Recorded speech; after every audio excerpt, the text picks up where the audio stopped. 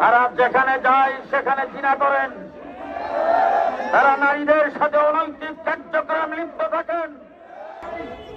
তাদের বিভিন্ন কার্যক্রম দেখে এদেশের ধর্মপ্রাণ মুসলমানদের বুঝতে বাকি নাই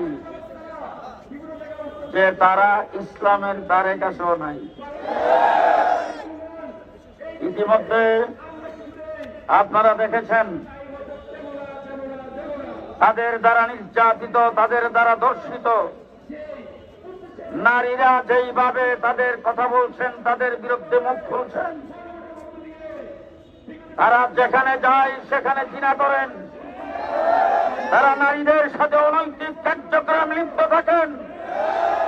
তাদের সম্পর্কে যেই ধরনের ভাষ্য, যেই ধরনের বক্তব্য আজকে সোশ্যাল মিডিয়াতে